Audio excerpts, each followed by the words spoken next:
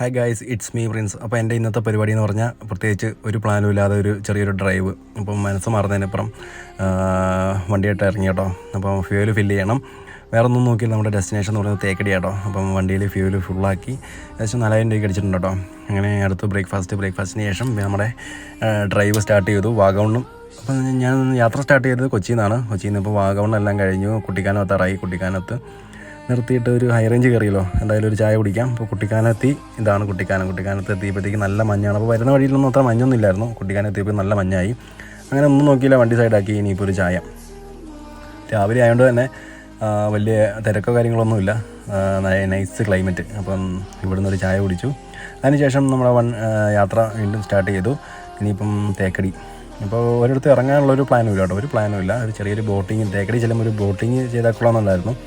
എന്തായാലും മഴ കാരണം ഇവിടെയും ഇറങ്ങാൻ തോന്നിയില്ല. അങ്ങനെ വണ്ടിയായിട്ട് മൊത്തത്തിലൊന്ന് കറങ്ങി, ഈ ടൗൺ മൊത്തത്തിലൊന്ന് കറങ്ങി കേട്ടോ. അതിനുശേഷം തിരിച്ച് കൊച്ചിയിലോട്ട് വീട്ടിലോട്ട് പോയാൽ എന്നൊരു പ്ലാനാണ്.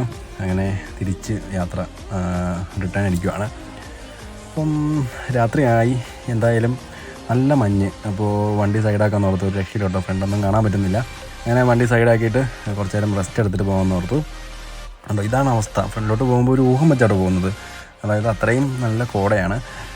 എന്തായാലും വഴിയിലൊരു കട കണ്ടപ്പോഴത്തേക്കും നൈസായിട്ട് ഒരു കട്ടനടിക്കാമെന്ന് ഓർത്തു. വണ്ടി സൈഡാക്കി അങ്ങനെ ചായയൊക്കെ കുടിച്ച് മുമ്പോട്ട് പോയപ്പോഴത്തേക്കും നല്ല മഴ, ഒരു രക്ഷയില്ലാത്ത മഴ കേട്ടോ. മഴ, മഞ്ഞ്. അങ്ങനെ ഹൈ റേഞ്ചിൽ നിന്ന് ലോ റേഞ്ചിലോട്ട് പോയിക്കൊണ്ടിരിക്കുകയാണ്. അപ്പം ഇതൊക്കെയാണ് എൻ്റെ ഒരു യാത്രയിലെ കാര്യങ്ങളൊക്കെ. പ്രത്യേകിച്ച് ഒരു പ്ലാനും ഇല്ലാതെ ഇറങ്ങുന്നുണ്ടാവും, ഒന്നുമില്ല കേട്ടോ. അങ്ങനെ കൊച്ചി എത്താറായി. ഏകദേശം ഒരു 80 കിലോമീറ്റർ കഴിഞ്ഞാൽ വീടെത്തും. അപ്പം ഇതൊക്കെ കേട്ടോ ഇന്നത്തെ പരിപാടി. അങ്ങനെ വീടെത്തി. അപ്പോൾ ചെറിയൊരു വീഡിയോ ആയിരുന്നേ. അപ്പോൾ